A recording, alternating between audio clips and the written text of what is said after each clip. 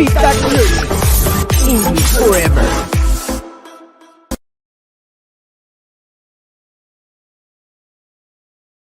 Welcome to Feedback Learnex. I'm Natalie, your host, visiting a tiny home in Waco, Texas. Today we will talk about St. Patrick's Day celebration, so make sure you subscribe to our channel and interact with us. Now, let's enjoy this program made specially for you.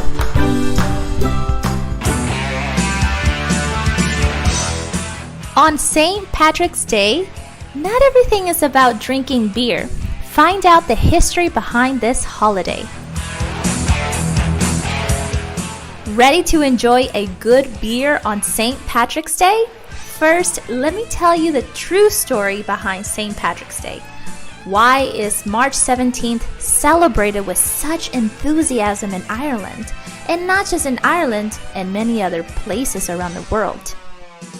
What is the origin of St. Patrick's Day? St. Patrick was born around the year 400 in a place where there were constant war conflicts. Despite popular opinion, it could be said that St. Patrick was English and not Irish. It is believed that he was born in Scotland or Wales. It is also said that he was born to Roman parents, and that was not until later that he established a strong connection with Ireland. Another interesting fact is that he was originally named Maewyn Sacat. Patrick was the name he adopted when he became a Christian priest and began to preach his mission in Ireland. So, was St. Patrick the man who drove the snakes out of Ireland? So say so some legends. Some historians believe that what people called snakes were more like druids, and when St. Patrick began to preach Christianity, it was the druids, philosophers of that time who were also considered warlocks and witches, who had to go. The history of St. Patrick is quite interesting. When he was young, he was kidnapped and taken to Ireland by pirates, where he was forced to work as a shepherd. After 6 years, he managed to escape and become a Christian priest, eventually becoming a bishop. After this, he spent around 30 years traveling Ireland, establishing schools, churches, and monasteries. It was in his later life that he was appointed the first bishop of Ireland, and that was how strong ties with the country were established. When is St. Patrick's Day celebrated? St. Patrick died at Sol, Downpatrick in Northern Ireland. Since then, March 17th has become an iconic date for the Irish.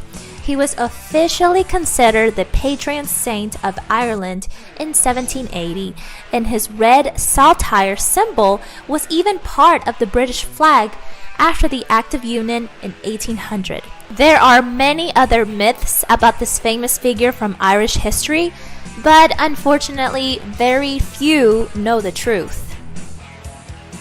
How is St. Patrick's Day celebrated? There are many ways to celebrate this day, and they are not only related to drinking until you can no longer stand on your own. One of the greatest traditions is to wear whatever type of green garment you have. Another popular tradition is to stick a shamrock on your jacket. It is said that St. Patrick used a shamrock to teach people about the Holy Trinity. The 3 leaves symbolize the Father, the Son, and the Holy Spirit according to Christian tradition.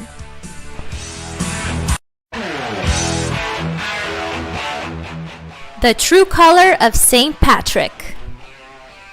Green, however, was not the color of St. Patrick. In fact, it is nothing more than a popular myth. The true color of St. Patrick is blue. The tradition of wearing green garments is much more recent, with the intention is to get closer to the independence movement in Ireland. However, there is evidence that people wore green clothing and sported shamrocks for more than 300 years. St. Patrick's Day without alcohol. As you can imagine, the origin of this celebration was based on religion. The most curious thing is that until 1970 in Ireland, all the pubs were closed and there was no one who would order a beer on March 17th. Another interesting fact is that this day shares so much in common with Good Friday, and neither could you eat meat according to the Lenten fast. Where is St. Patrick's Day celebrated? Like almost all big celebrations, many other countries want to join in on the event, which is why we not only see St. Patrick's Day in Dublin, but also all around the world. Some of the most famous examples are in the USA, Canada, Scotland, Australia, and we even find it in China. Incredible, right? In all of these places, parades are held in representation of this festival of Irish culture, and even some, such as in New York, sometimes exceed the celebration in Dublin. St. Patrick's Day in New York. The illustrious St. Patrick's Day parade in New York started a long time ago. The Irish immigrants who arrived in New York City in the 1700s also brought their traditions, including the celebration of this national holiday. The first parade in New York City took place in 1762, and some 250,000 people took to the streets to celebrate. The tradition is to walk up Fifth Avenue from 44th Street all the way to the American Irish Historical Society on 80th Street.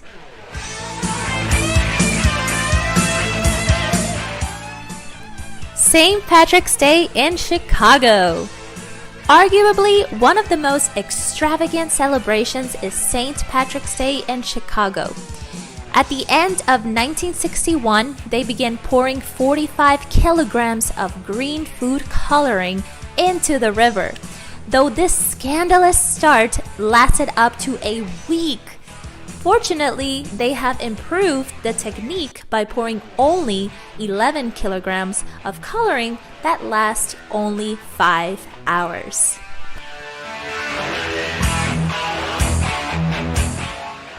The dye they used in the beginning was intended to detect contamination. However, because it was oil-based fluorescein, it did more damage than people first thought. Today, they use a vegetable dye that is orange first until the water is heated, although the exact ingredients of the dye are still a secret.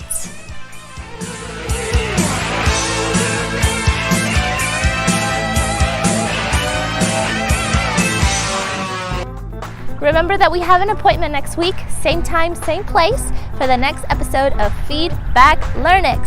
Make sure you hit that thumbs up button and subscribe to our channel so you don't miss anything new. Don't forget to visit our webpage at learnex.com.mx. I'm Natalie, your host, and I'll see you soon.